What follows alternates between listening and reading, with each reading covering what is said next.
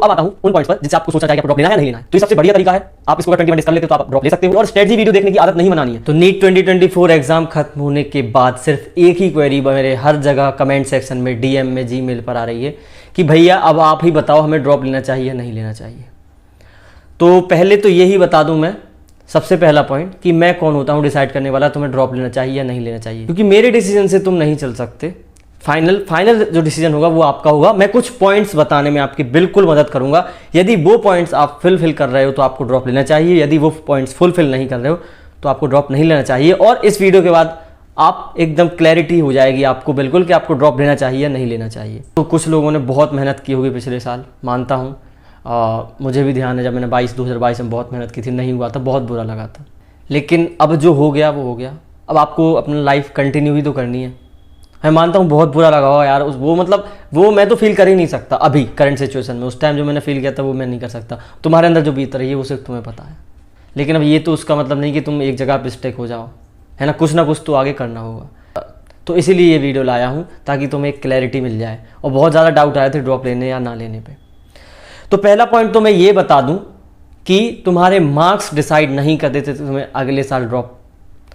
तो पहला और मेन इंपॉर्टेंट पॉइंट, तुम्हारे इस ईयर के मार्क्स डिपेंड नहीं करते कि तुम्हें ड्रॉप लेना चाहिए या नहीं लेना चाहिए। मैं मार्क्स के बेस पे बिल्कुल भी नहीं बताऊंगा कि तुम्हारे 50 मार्क्स आए, वो मार्क्स आ रहे हैं, 200 आ रहे हैं, 250, 500 भी आ रहे हैं तो तुम्हें अगले साल ड्रॉप लेना चाहिए और तुम्हारा हो जाएगा या नहीं। क्योंकि यदि 500 वाले को मैंने बोल दिया कि तुम ड्रॉप ले लो और यदि उसने मेहनत नहीं की या कुछ हो गया, मान लो उसकी तबीयत सही नहीं, कुछ भी हो सकता है, देखो ठीक है, तो उसके हो सकता है अगले साल 400 मार्क्स आए। और अगर मैं 50 वाले 100 वाले को मना कर दिया और उसने बहुत फुल डेडिकेशन से पूरे साल मेहनत की और अगले साल वो क्या पता 650 मार्क्स ले आए। क्योंकि जब मैंने वीडियोस देखी थी, जब मेरे 80 मार्क्स आए थे कि मेरे को कंटिन्यू करना चाहिए या नहीं, तो बहुत जो भी वीडियो देखी उसमें यही था जिसके 300 प्लस हैं वो ही इसी साल ड्रॉप ले। तो इसका मतलब मेरे को नहीं लेना चाहिए था उनके अकॉर्डिंग। तो इसके अकॉर्डिंग तो फिर मैं MBBS भी नहीं कर रहा होता, लेकिन आज मैं कर रहा हूँ क्योंकि मेरा खुद का डिसीजन था। तो अब मैं ऐसे ही कुछ पॉइंट्स बताऊंगा, यदि आप उस पॉइंट्स पे आप यदि हाँ बोलते हो तो आपको ड्रॉप लेना चाहिए। तो कॉपी पेन उठा लो क्योंकि ये पॉइंट्स आपको लिखना जरूरी है। आज याद रहेंगे, कल भूल जाओ। और एक चीज़ और ऐड करना चाहूँगा, जैसे ही मैं अपने 2022 का एग्ज़ाम दे के आया था, जब मेरे को पता चल गया था कि नहीं होने वाला है, और 2022 में बता दूं मेरे 483 मार्क्स थे, जिन्हें नहीं पता, और पहले अटेम्प्ट में 80 मार्क्स थे, यानी 403 मार्क्स का जंप, ठीक है।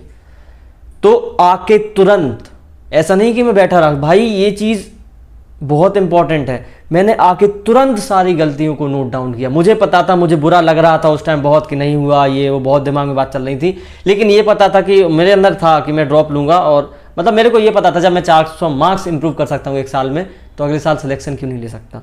तो इसी वजह से मेरे को कंफर्म था कि मैं तो ड्रॉप लेने वाला हूँ, कोई कुछ भी बोले, मेरा तो ड्रॉप लेना कंफर्म है। तो मुझे पता था कि अब मैं जो गलतियाँ इस साल की हैं वो अगर ना दोहराऊँ तब जाके मेरा सिलेक्शन होगा। तो कुछ गलतियां मैंने जो नोट की थी, एक ये की थी कि मैंने टोटल घर से प्रिपरेशन की थी, ऑनलाइन की थी, और सेकंड टाइम भी ऑनलाइन ही की थी। लेकिन उसमें एक पॉइंट इंक्लूड किया कि मैं पूरे साल घर पे रहा अंदर, तो बाहर जब मैं एकदम से, मतलब फर्स्ट समझ लो मॉक टेस्ट जो वैसे तो लगाए थे ऑनलाइन, लेकिन जो मॉक टेस्ट एक भीड़ में देने गया तो मैं उससे पैनिक कर गया, पता नहीं क्यों। ये मतलब तुम्हें एक्सक्यूज लग रहा हो, लेकिन मेरे लिए एक वैलिड रीज़न था जिसको मैंने इंप्रूव किया, और मैं लाइब्रेरी ज्वाइन की। मैंने डेली लोगों से इंटरेक्शन होगा तो एक हैबिट में रहेगी चीज़ें। सेकंड ये था कि काश अगर मैंने ऑफलाइन मॉक टेस्ट दिए होंगे तो एकदम से इतना प्रेशर नहीं झेलने को मिलता, और मैं प्रेशर हैंडल करने की टेक्निक अपने ऑफलाइन मॉक टेस्ट में सीख लेता। तो मैंने लास्ट के एक मंथ में, मैं घर से 500 किलोमीटर इंदौर गया था और मैंने ऑफलाइन टेस्ट सीरीज ज्वाइन की थी, सिर्फ 1 महीने। एंड थर्ड पॉइंट कि मैंने हम ऑनलाइन में क्या करते हैं, ऑनलाइन प्रिपरेशन की थी तो लेक्चर्स में ही पूरा दिन निकाल देते हैं, सेल्फ स्टडी को बहुत कम टाइम देते हैं, जो कि इस साल मैंने इंप्रूव की थी। मैंने सेल्फ स्टडी के इंक्रीज किए थे अपने, 6 से 8 घंटे सेल्फ स्टडी और 4 से 5 घंटे लेक्चर। अब आप कहोगे 4 से 5 घंटे तीनों लेक्चर देख लेते तो क्या मेरा पूरा पार्ट ही वीक था? नहीं ना, कुछ पोर्शन, कुछ चैप्टर वीक थे, तो मैंने उन पर ज़्यादा ध्यान दिया है। बाकी के मैंने वन शॉट, वो आगे चल के आपको स्ट्रेटजी वीडियो में बताता रहूँगा। अभी मेन आया हूँ ड्रॉप लेना चाहिए नहीं लेना चाहिए। तो मैंने ये 3 गलतियां मेन हाईलाइटेड थी और तीनों गलतियों पे वर्क किया, और आज मैं MBBS कर रहा हूँ, मैं सेलेक्ट भी हो गया। तो पहली रिक्वायरमेंट तो यही है कि यदि आप ड्रॉप लेने का सोच रहे हो नहीं भी सोच रहे हो, लेकिन फिर भी जो इस एग्जाम में आपने गलतियां की हैं उनको नोट डाउन करना है। नोट डाउन नहीं करोगे आपको लगेगा याद रहेगा, यार ये चीज़ थोड़ी मैं भूल सकता हूँ, इतनी बड़ी बात है, आप भूल जाओगे। जैसे ही समय नॉर्मल होगा 1 से 2 महीने बाद आप चिल हो जाओगे, उस टाइम आपको कोई प्रेशर होगा ना कुछ। अभी वो टाइम है, अभी आपको गलतियां अपनी ध्यान रहेंगी, अभी आप नोट कर लोगे तो आपको हमेशा ध्यान रहेंगी। और इवन वो गलतियां अभी भी मेरे पास एक डायरी में लिखी हुई हैं। तो अब आता हूं उन पॉइंट्स पर जिनसे आपको सोचना चाहिए कि आपको ड्रॉप लेना है या नहीं लेना है। तो पहला और मेन इंपॉर्टेंट, क्या आप फिर से वही सेम शेड्यूल जो पूरे साल आपने फॉलो किया था उसको फॉलो करने के लिए तैयार हो? पूछो अपने आप से, लिखो, और उसमें अगर आंसर यस आए तो यस पे टिक करो, नो आए तो नो पे टिक करो। सेकेंड क्वेश्चन, क्या आप फिर से वही मेंटल प्रेशर झेलने के लिए रेडी हो?